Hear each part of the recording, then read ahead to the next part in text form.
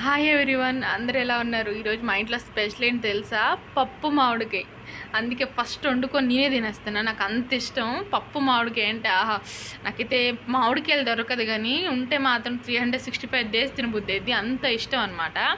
అలా పప్పు అన్నం కలుపుకొని ఒక ఒడియన్ తీసుకొని తింటుంటే సూపర్ ఉంటుంది. సో ప్రాసెసింగ్లోకి వెళ్ళిపోదాం. ఇగో ఇవైతే ఒక మామిడికాయ, టమాటో మీ చాయిస్ అండి.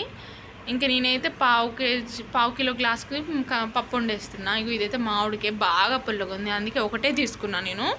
పులుపు కూడా మీ చాయిసే, వద్దనుకుంటే మాత్రం ఆఫ్ కట్ చేసేయండి. పప్పు కడిగి పొయ్యి మీద పెట్టేశాను.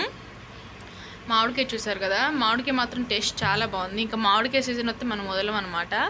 చూసారు కదా, పప్పు అయితే పొయ్యి మీద పెట్టేశాను. ఇంకెందుకు లేట్, ఈ మిర్చి కోసేసుకున్నాను, అవి అయితే యాడ్ చేసేసాను. ఈ ఉల్లిపాయ వేయలేదు. అలాగే మామిడికాయ తొక్కు కూడా తీసేసాను, శాంపిల్ కట్ చేశాను. అది పులుపు బాగుంది, సో మేము పులుపు బాగానే తింటాం అనేసి మొత్తం వేస్తున్నా. పప్పు మాత్రం ఇంక ఇలా ఉడకాలండి. అదే ఉడకకుండా వేస్తే మాత్రం పులుపుకి పప్పు ఉడకదు. సో మ్యాంగో పీసెస్ కూడా వేసేద్దాం. వేసేసుకున్నాక ఒక 15 మినిట్స్ అలాగే ఉంచాలి. చింతపండు వేస్తున్నా, అది మీ చాయిస్ టేస్ట్కి.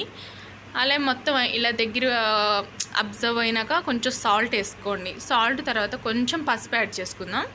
ఓకే, పసుపు కూడా యాడ్ చేసుకున్నాం. ఇలా కొన్ని వాటర్ వేసి మెదుపుకుందాం. తర్వాత ఏముంది, పోపు దినుసులతో తాలింపు వేసుకుందాం. చూసారు కదా, సింపుల్ ప్రాసెస్, జస్ట్ 5 మినిట్స్ అంతే. ఇంక టేస్ట్ మాత్రం ఎలా ఉంటుందండి, ఒక్కసారి మీరు ట్రై చేయండి అంతే. చూడండి, నోరు ఊరిపోతుంది కదా. అందుకే ఇంకెందుకు లేటు, అన్నం పెట్టేసుకున్నాం. వడియాలు, ఊరమిరపకాయలు అండ్ అలాగే ఆవకాయ పచ్చడి, కొత్తగా పట్టిన ఆవకాయ పచ్చడి. ఇంకెందుకు మనం వదులుతామా, పళ్ళెంలో వేసుకొని తినేయడమే. అలా మోర్ దెన్ వీడియోస్ కోసం నన్ను సబ్స్క్రైబ్ చేసుకోండి. మీకు ఏం కర్రీస్ కావాలో కామెంట్ చేయండి.